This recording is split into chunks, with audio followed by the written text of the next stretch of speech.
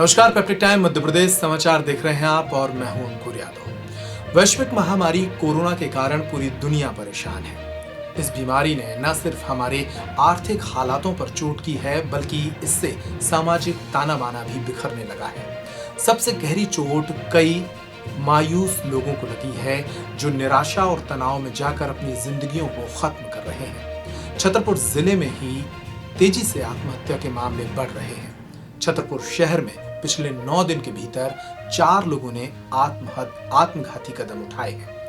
आत्महत्याओं के इन मामलों की पुलिस जांच कर रही है। फिलहाल किसी भी मामले में कोई ठोस कारण सामने नहीं आया है। फिर भी सभी मामलों में एक बात जरूर सामने आई है कि सभी मामले निराशा और तनाव से जुड़े हैं। क्यों बढ़ रहे हैं आत्महत्या के ये मामले और क्या कहते हैं विशेषज्ञ, देखिए आज की इस स्पेशल रिपोर्ट में। वैश्विक महामारी कोरोना का असर सिर्फ स्वास्थ्य और आर्थिक क्षेत्र पर ही नहीं पड़ रहा है, बल्कि लोगों के मन मस्तिष्क पर भी इस माहौल की मनहूस छाया दिखाई दे रही है। समाज में निराशा और तनाव के कारण आत्महत्या के मामलों में तेजी से बढ़ोतरी हो रही है। सिर्फ छतरपुर शहर में ही पिछले 9 दिनों के भीतर आत्महत्या के 4 मामले सामने आ चुके हैं। इनमें 3 नौजवान युवक और एक महिला शामिल है। गुरुवार को भी शहर के किशोर सागर तालाब में एक युवक ने डूबकर आत्महत्या कर ली। गुरुवार की सुबह छतरपुर शहर के ब्रह्मा कुमारी आश्रम के समीप किशोर सागर तालाब में राहुल गोस्वामी नामक एक 28 वर्षीय युवक की लाश मिली। राहुल शहर के चित्रा टॉकीज इलाके में नंदीश्वर कॉलोनी का निवासी था। राहुल के भाई अर्जुन ने बताया कि बीती रात करीब 1 बजे वह मोटरसाइकिल से अचानक घर से निकल गया था और फिर सुबह उसकी लाश मिली। अर्जुन गोस्वामी के मुताबिक राहुल पर एक देरी रोड स्थित 5 स्टार नामक निधि बैंक का लगभग 3 लाख रुपए का होम लोन था। बैंक वाले उसे लगातार प्रताड़ित कर रहे थे। आशंका है कि इसी प्रताड़ना से तंग आकर उसने जान गंवाई है। मौके पर पहुंचे सीएसपी उमेश शुक्ला और टीआई अरविंद दांगी ने परिवार के लोगों के बयान दर्ज कर मामले की जांच आगे बढ़ाई है।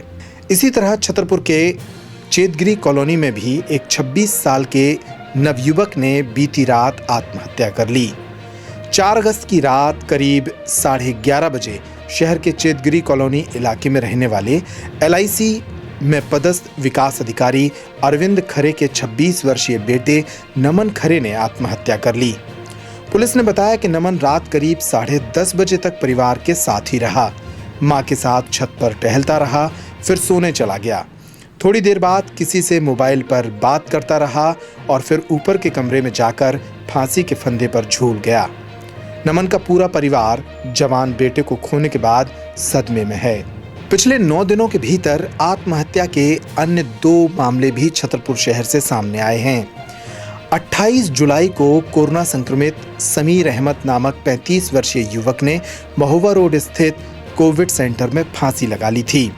इसी तरह 31 जुलाई को टोरिया मोहल्ला निवासी एक महिला पानाबाई सेन ने अपने पड़ोसी के साथ हुए झगड़े के कारण आत्महत्या कर ली थी। इस मामले में मृतका के परिवार के लोगों ने उसके शव को सड़क पर रखकर कार्रवाई की मांग की थी। छतरपुर में 9 दिनों के भीतर आत्महत्या के 4 मामलों से लोग सदमे में हैं। आखिर क्यों आत्महत्या के मामले तेजी से बढ़ रहे हैं? इस संबंध में पेप्टिक टाइम ने बात की आध्यात्मिक क्षेत्र से जुड़ी ब्रह्मा कुमारी आश्रम की प्रमुख PK शैलजा से। वे बताती हैं कि बात सिर्फ कोरोना महामारी या लॉकडाउन की नहीं है। जीवन है तो विषम परिस्थितियां तो आएंगी ही, लेकिन हम उन परिस्थितियों से कैसे डील कर रहे हैं ये हम पर निर्भर करता है। उन्होंने कहा कि हम भीतर के खालीपन से परेशान होकर इस तरह के कदम उठाते हैं। कहने को हमारे पास परिवार, समाज, सोशल मीडिया के बहुत सारे दोस्त हैं, लेकिन व्यक्ति जब तक आध्यात्मिक जीवन से नहीं जुड़ता तब तक वह भीतर से खाली ही रहता है।